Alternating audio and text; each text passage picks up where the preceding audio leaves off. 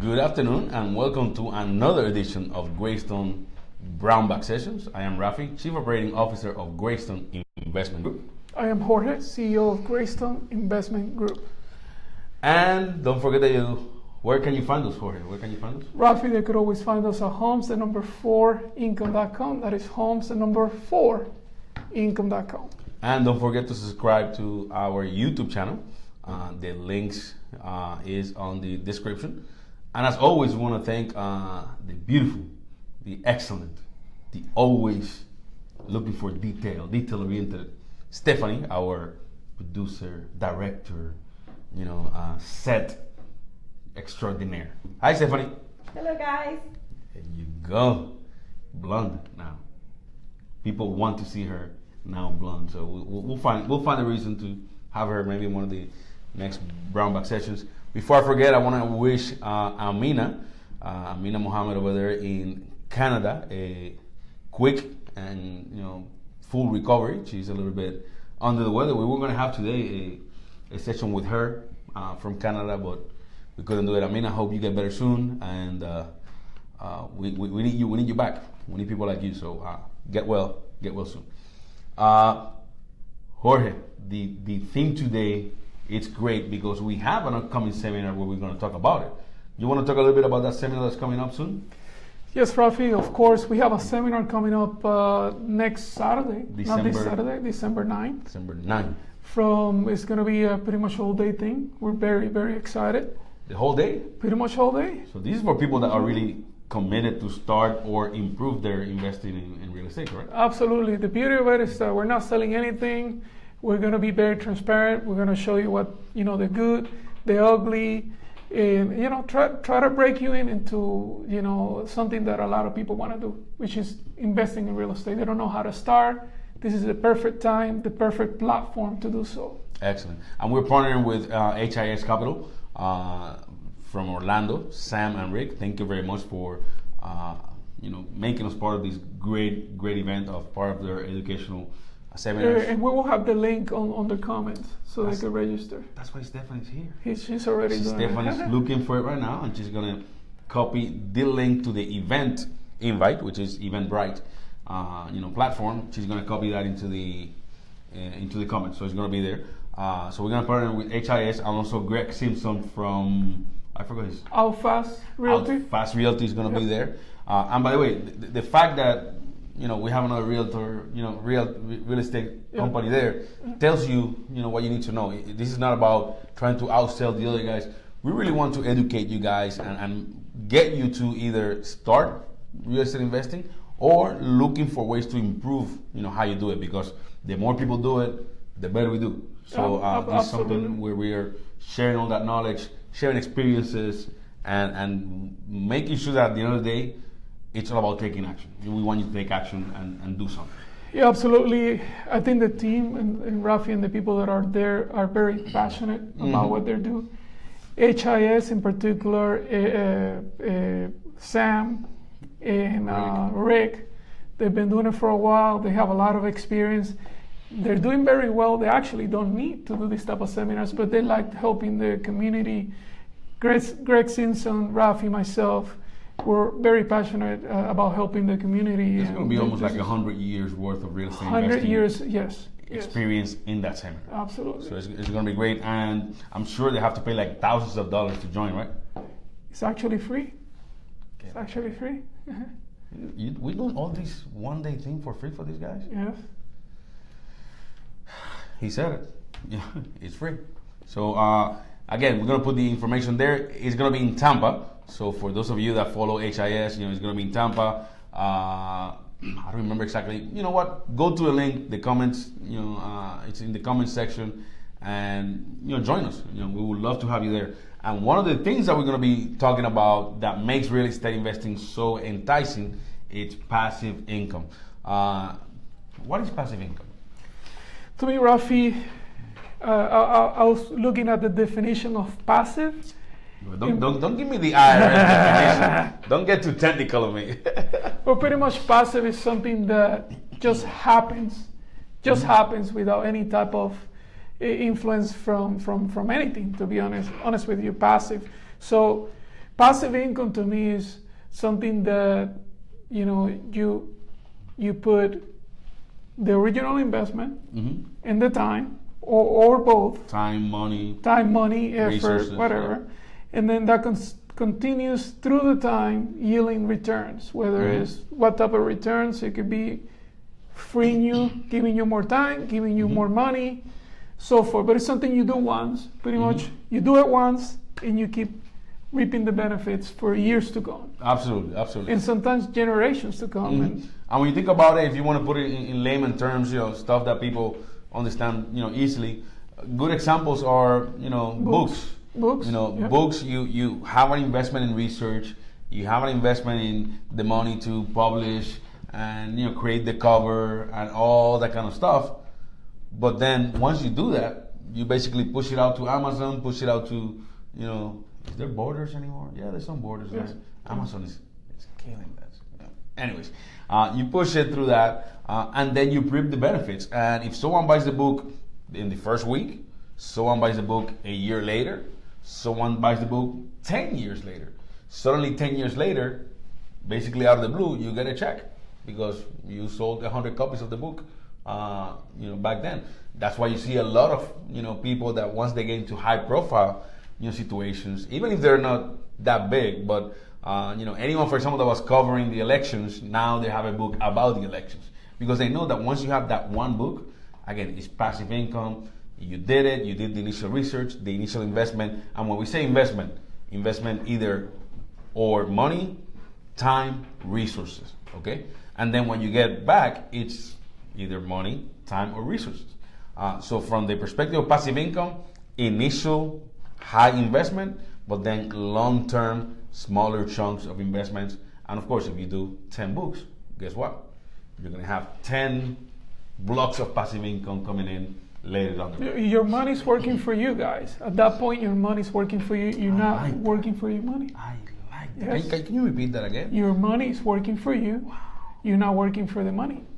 So, and just like singers, you have a lot of singers too that only have one or two songs 30 years ago, and they're still making money. So this is obviously, the artists know this, the mega wealthy know this. This is the opportunity to get some of that passive income as well. Absolutely. And today, we're going to actually take the passive income and put it more into real estate, and we're going to talk about 4 reasons why investors in general prefer passive income. And you may think it's obvious, but again, we just want to give you the top 4 reasons we think passive income is a must for most investors. And it's also, it's no coincidence that most of the wealthiest people in the world, that you look at the top 100 wealthiest people, every single one has a passive income strategy. Okay, so the first reason why investors prefer passive income, it's an income from an activity where you don't actively participate. What do you mean by that? And let's talk about what is passive income to us. Rental properties. Rental properties for investors. So in real estate, rental properties. Rental properties will be the equivalent of passive income. Why? Because you make an initial investment, you buy the house, it's a higher investment. You may have to invest a little bit later, but much less compared to the initial investment. But then you get rent throughout the life of that property. So that's why we say passive income. So why, when you say that it's an activity that you don't actively participate, what do you mean by that? Well, Rafi, when it comes to rental, sometimes investors don't find them as sexy as flips and stuff like that. But rentals, if you have the right team in place and you got your property, you shouldn't be participating too much on year 2, 3, 4, 5, 6, 10. Your original participation should be okay. You part of the acquisition process, the funding, the review of the asset, et cetera, but that should end pretty quickly if you have the right team. Actually, a month, maybe 2 months, and then you never see the property again. You let your property manager do it, so you're not actively participating in it at all. You shouldn't be. When you think have about the right team. If you have a property manager, for example, and you have 50 properties, you don't hear about him until you get the check every month. right? If he's a good property manager. And talking about process, if you set up the right process and you connect your CPA to your property management company, not even for tax purposes, the manager could be sending, here is the end of year reports. I send them already to your CPA, so your involvement is hardly anything. Makes sense? Absolutely. And again, what we want is how can you leverage your time? So again, using the example of the rental, let's say that you're going to buy a rental every month. So really what you're doing is every month you're investing a lot of time and efforts into buying a rental. You do that, okay, and you get to your 12 at the end of the year. Guess what? Come January next year, what do? Not much. Basically go to your phone and check your balance. And then year 2, boom. Oh, there's a turn. Okay. A property was vacated. You have to turn it. The investment in time and investment in money is much lower. Okay. So again, actively, you participate, but actively, not much. So that's what we want. Passive income, that's what we want. Not active participation once you do that first one. Now, the second reason why investors prefer passive income, and we just talked about it, is there's an initial high investment in time, money, and resource, but again, in time, those start coming back. Okay, what do you mean by that? Well, Rafi, the initial investment, where you're going to put your biggest investment, is just going to be once. That's what we're saying with that year one. Number 2, basically. Which is so the big investment, you only do it once, and then you reap the benefit for the next 30 years. So it's not something where you have to come out with $100,000 today, flip a property, come up with another $100,000 2 years from now, or every 6 months come up with $100,000, $200,000 to do a flip. When it comes to rentals, you only do that big investment once. Once again, as long as, like Rafi says, we have the right process and the right team, you don't have to worry about really putting any more money into it. If you rehab it the right way, you don't have to deal with the roof and things like that. So you only invest on it once, and you keep reaping the benefits from it for a long time. I like that, man. I wish it was like that. For example, at work. If you're working, it's not like you go work the first month and then they keep paying you every month. That doesn't happen. You have to show up every single day, every single month. Something that I learned from you, Rafi, is like, even I understand some investors look at rental properties as not being that sexy, because they see at the end of the month, I'm only going to make $200 in my pocket, $300 in my pocket. But how much time have you devoted to that? So you're making $300 an hour, right? Yep. Because if you only put in 5-6 hours a year, just to manage your manager, then how much money are you making? Really? Absolutely, right? Especially when you get to that point that you have at least 10 properties in your portfolio. That portfolio kind of self-feeds itself. Right. I always say when people start real estate investing, hey, what's my goal? I always tell them, try to get to that 10 rentals, because once you have that 10 rentals, let's use an average of 700 net, per rental a month, you're making $7,000 a month. Okay, and again, when you do that, then that basically feeds itself, because you can use some of that for maintenance reserves, which you should. And hey, there's a turn, you take it from there, so you basically have almost no money to put there. So you make that initial 10 properties, and then after that, it really fits itself. And we have invested with 50, 75, 100, but really when you get to the 10, that's when you start seeing really the biggest benefits. And Rafi, I agree 100% with that 10 number idea. If you think about it, you spend 10 years, you could put half of your income on the stock market for 10 years, and you're not gonna find freedom in 10 years. Real estate is something where you could actually, little by little, say, okay, how much do I need to replace my income? And that's, to me, is the number one goal. How do I replace my income first? And then take more involvement if you want to know the stuff. Excellent. We want to first acknowledge a couple of people that joined. Jocelyn Rivera joined. Hey. Say hi. Hey, Josie. Matt Nagy also joined. Carmen Viruet. Bendición. Mami, bendición. Qué chévere. Jacob also joined, and Raymond Basden. And of course, Sam Alley from HIS, and he has a very, very good question. His question is, okay, gentlemen, here's a question for later. I was just asked this question by a first-time investor. I like this. People that want to start, I like that. Should I have a property management company even if I only own one property? That's a very good question. I have an answer, but I want to see which one's yours.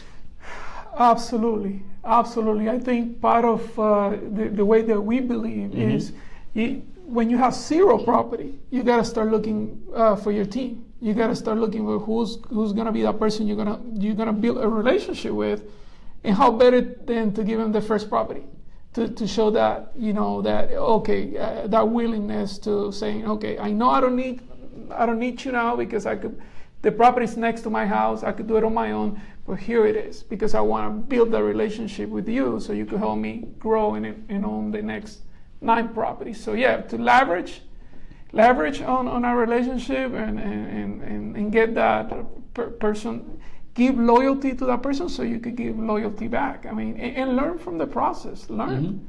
And by the way, that's a good opportunity to give the property to a property manager and test the property manager, because if they screw it up, guess what? Move it to another one. It's a good opportunity to me. This is my opinion. Yep. I'm going to reply directly to you, first-time investor. How much is your time worth? I'm sure it's worth more than that call at 1 a.m. in the morning to fix a toilet flap, right? So how much is your time worth? If you retire and you say, hey, I have time because I'm retired, then why you retire for? Are you going to retire to work? Is your time worth $80, $100 a month? Your peace of mind worth $80, $100 a month? I say yes. So again, if you're retired and you want to retire and play golf and that kind of stuff, do you want to be in the middle of the golf course, in the middle of your swing, getting that call saying, hey, this guy has not paid? Do you want to spend the time, instead of going to the beach, having to go evict someone, or learning how to evict someone, or making a mistake that now you cannot evict that person in the time allotted? So again, it's one of those things that, can I stitch myself like Rambo? If I have a wound, I can probably do it. Would I do it? No. I'm not the expert. But I can do it. And it will be a bad job.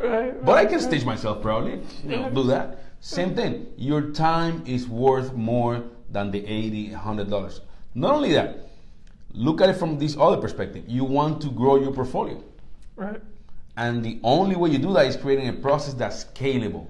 Right. So maybe that first one you go, I may think I can do it, but then you're going to make mistakes, costly mistakes that don't allow you to get that second property, don't allow you to get that third property, because now, hey, you finance with HIS, but because you didn't manage the rent correctly, you forgot to make that payment to HIS, so now you're delinquent there. Guys, I know that you think, oh my God, why I'm giving $80, $100. Your time and your peace of mind is worth much more than that. And I could see some investors thinking about it while you were talking. I could see some investors thinking, well, I want to do it on my own because I want to learn on my own. I want to make the mistakes on the first one. I only have one and I need to know the process.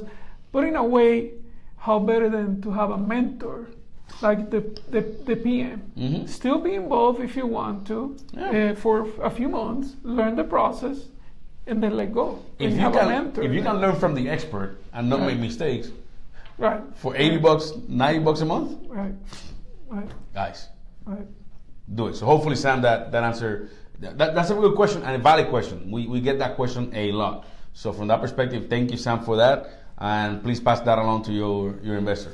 Now, the third reason why investors prefer passive income is basically one that we really push here. It's a hedge against the market variances. Market's going up, market's going down. So it's really a long-term play. Elaborate on that, Jorge. Well, Rafi, I have my own personal experience. I went through the big recession back in 2007 and 8, and the only thing that I was able to keep as a company was my property management company. Actually, that was what saved me, and I was able to continue in business because of my PM. But the same way, you have the access with rental properties to say, okay, maybe it's not the perfect time to sell now. Maybe we want to give it another year or so. You are in control versus the market being in control. you are in control because you always have the rent as a minimum to cover. Makes sense. Yeah, and again, because it's a long-term play, there's and I think that's why there's less sexiness about it. You don't see a lot of HGTV shows about rentals, right? You were telling me about that. You only found one. I found one, which is a very good one, income property. So if you go to HGTV, income property is a very good one, but it's not sexy because you don't get that immediate gratification that is so much part of our culture right now. We want everything now. We want the iPhone. We want everything now. Right. This is a long-term play. You have to be disciplined, okay? Right. But by doing that, like Jorge said, the people that came out strong from the 2006, 2008, market crash were the ones that were playing long-term because they had that property that said, you know what? Now people are jumping off houses, and where are they going? Rentals. Right. They're foreclosed, so their credit is shut, so they cannot buy a house. Where do they go? Rentals. And by the way, people that were paying $1,500, $1,800 because the APR just shut off on their houses. So now they're going to pay maybe $1,100, $1,200 on a rental. They're going to do it. They have jobs, all that kind of stuff. So it's really a great way of using that long-term strategy against the market variation. We're going to tell you the other way. When the market is accelerating rapidly, you make less on rentals. That's part of the deal. But what we're talking about here, it's long-term. We're talking about 5, 10 years, down the road. The other thing that this gives you, it gives you flexibility in terms of exit, okay? Right. And that is the one thing that we constantly see investors getting into real estate investing without an exit strategy, right? And that kills it. That is going into your car, turning on the GPS, and not putting an address, and you're starting to drive. Right. You need to have an exit before you go. Where's your destination? Do you want to, basically in 10, 15 years, get out and sell everything and do something different? Do you want to buy properties and then that's your, what you're going to give to your kids? So you want to keep them at that point? You need to have that exit strategy, but a long-term play allows you to have that. With a flip, if it's something that you have to do in 2-3 months, guess what? And the market goes down just a little bit, you may be stuck. So, and by the way, we're not saying don't do flips. It's all about diversity, okay? But in our case, we like an 80-20, where 80% is long-term and 20% is short. And by the way, we've talked about this in the past, Rafi, and you've been a huge advocate on anytime you find finding a flip that could rent as well for a minimum to cover at least the liability on the asset, the expenses. But I challenge some of you guys that are flippers to look into flipping rentals as well. Maybe a small percentage of your rentals is 12 months and 1 day, 2 years, because that way you know that you collect all these rents. I believe you get a better taxation. You pay less taxes after 1 year. Check with your CPA. But at the same time, you have the flexibility of say, oops, there's a serial killer in Seminole Heights.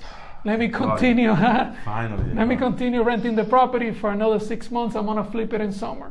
That's kind of like what happened to us in one of our rentals. Hashtag flipping rentals. Flipping rentals. Stephanie's gonna put it there. Hashtag flipping rentals. We're gonna own that one. So again, hedging against the market variations. That's what we're gonna do. And then the number 4 reason why investors love passive income. And this one, oh my goodness, I'm gonna. This one, scalable process. You set up the process at the beginning, and then it's just rinse and repeat. Absolutely, Rafi. I think this is something that I've learned a lot from you. Going to you could talk about anything that we do in our company is scalable. Rafi, process-based. Rafi has pushed me back many times in the past, saying, why do we do this way? Why do we have to handwrite this? Why do we have 3 forms? Let's just create one form and let's keep reusing the same form.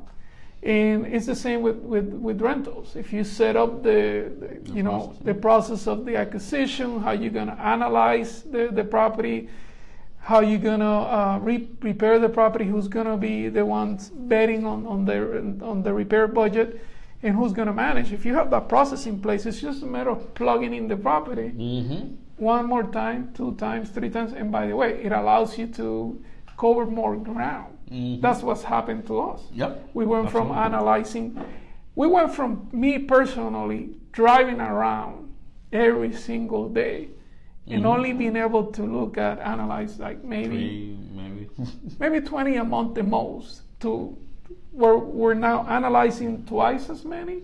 We can do 20 in a day if you wanted to. And I haven't left the office in a few months drive, actually. yeah. So scalable, guys. It's scalable. It's something you do once and you keep growing it. And the key thing here is, one, you need to have the right team, and then you need to have the right process in place. But what you want to do is think of that scalability from the get-go. Yes. What happens most of the time, and where I see a lot of people making mistakes, Jorge, is that when they start, they don't think of the process. Right. They don't think of it being scalable. Right. And then when they suddenly go, oh, I have 5, I have 10 properties. Oh my God, now I have to rethink the whole thing because now I cannot do it for 10 properties. Right. You need to think about that when you buy the first one. And that's when you need to set that process that goes, okay, can I do this process if I want to buy 50 at a time? Right. If the answer is no, then rethink that process, because you want to get to the point where, again, you want to take vacations, for example. You say, you know what, I'm going to go 1 week in a cruise. No access to internet, no access to anything. The process keeps running.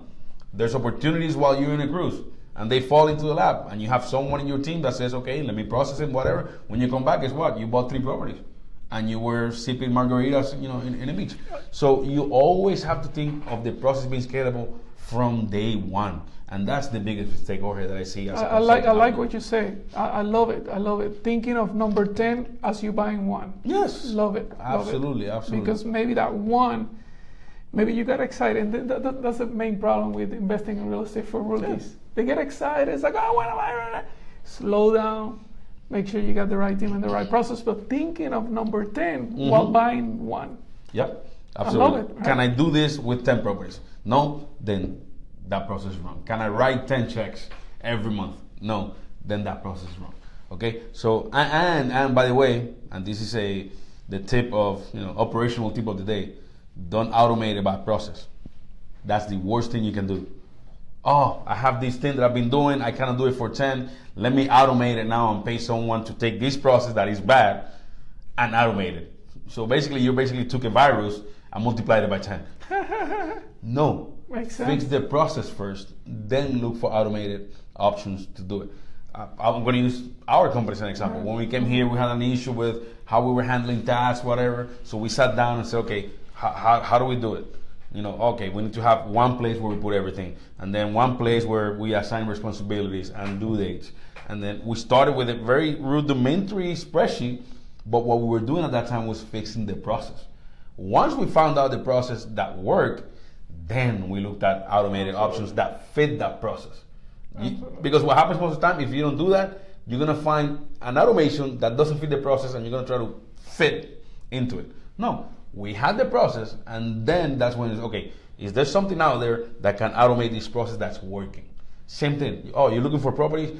Create that process, understand it, then automate it and find ways to do it. So, and by the way, by automation, I also mean virtual assistants, great resource. But again, you don't want a virtual assistant designing something at the end. You want to design that process first that works for the first one as well as for the 10th. And then you say, hey, virtual assistant, help me with this. So there's different ways, but scalable, something that can be done for 10 properties. You want to think about that from the get-go. Let's see if we have any questions out there. I think we have some questions. Oh, Michael James joined. Jaime Yepes. Saludos, Jaime. We need to meet. Jaime, look forward for a phone call from Jorge. We have some great deals, that we're going to discuss with you. And that's Michael James over there. Do you have any other questions, Stephanie? People, it's holidays. They're quiet. I get it. It's holidays. There's no problem. Now, again, we want to invite you guys this next December 9th. We have a seminar here in Tampa with HIS. So, and George Simpson from Outfast Realty. Greg Simpson. Greg Simpson. December 9th in Tampa. The Hilton. The information, in the Hilton Garden Inn in Tampa Airport. go to the link that Stephanie put there. I'm gonna mess up the address, stuff like that. Hope to see you there. It's the whole day, but there's a lot of information to share, all that kind of stuff. Oh, we have a last question from Sam. How much should I expect to pay for management? Is the next question asked today by someone that registered for our event. First and foremost, thank you for registering for our event. Property management company, probably what, the average 10%?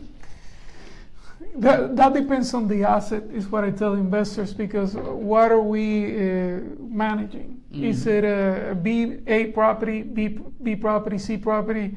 Is it a multi-unit? What do you mean by A, B, C property? What do you mean by that? Okay, pretty much an A property is A area is where you have the best schools in an area, best possible, highest price area in town, where the wealthiest people live. Most A. Mm-hmm. B is more of the middle class, still newer homes, but still a little older homes.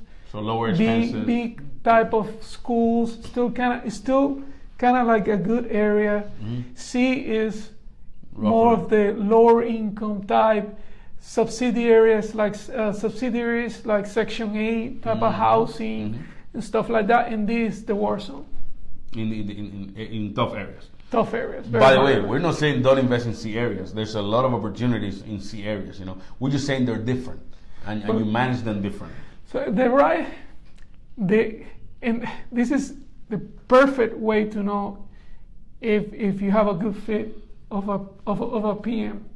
If they don't ask you this question, they don't ask you where the property is first, and they don't take the time to analyze and come back to you with a fee that's appropriate to your property, then I will second guess how much they really know of your property and how much they're gonna cater your property. Because if an A property it's easier to manage versus a C property, then the fee may be adjusted based on that, right? So or maybe your portfolio, maybe hey, I have some A properties, I have some B properties, and then you can average out to what you want. But for calculation, go ahead. For average, 8 to 10%. Yeah, I was gonna say for calculation purposes, for those of you math nerds out there like me, I use 10%. I use 10%. It's easier. I know $1,000 plus 10, that's $100. So for calculation purposes, that's the number I will use. But to me, it's a red tag. If you ask a PM, if you ask a PM what is your how much do you charge, and right away they say 10. Or 9 or 8 without really looking at your asset, that's a red flag to me. I like that. Right? I like that. That makes sense? I like that. Yeah. Let's see if there's any additional questions. I think that's it, man. We ran out of time today. Now, Jorge, where can they find us? Rafi, they could always find us at homes4income.com. That is homes4income.com. Don't forget to register on our YouTube channel. The link is in the description. And also don't forget to register for our seminar September 9th in Tampa, in the Tampa Hilton Airport. The link is also in the comments. And what? Do we have a last question here? Oh, photo finish question. We have a photo finish question. Let's see if we can have the question here. Man, my connection is a little bit slow, so let's see. Do you have the question there? Okay, the question is from Jaime Yepes. Jaime, I have several financial options for your investor. I have started income programs that can assist those that report low income. Jaime, is there a question there? Jaime, we're asking for questions. He's just promoting himself. Absolutely. Good job, Jaime. He has some, but let me tell you, he has some good options there. So definitely, those of you that are watching the video on Facebook, contact him. Sam has some great options too. We're lucky. We're lucky we have some great partners in private lending, conventional stuff like that participate in our sessions and help our clients. Not all lenders are going to work for everyone, right? I think this is the era of the new investor, because the opportunities that are given nowadays were not available in the early 2000s. I mean, having private lending for rentals, unheard of. The rates that we're getting nowadays, the type of loan amounts they're willing to do, up to 80%. This is the time. If you don't do it now, it's now or never. Absolutely. So thank you, Jaime, for sharing the information with us. Again, don't forget our seminar next Saturday, December 9th, 9 a.m. at the Hilton Garden Inn Tampa Airport. The link is in the comments. Jorge, I guess we'll see them next week, right? See you next guys. week, next week, the 8th. Yep. So that's the day before the seminar. Thank you very much for joining today, our Graystone Brown Box session. See you next week. See you.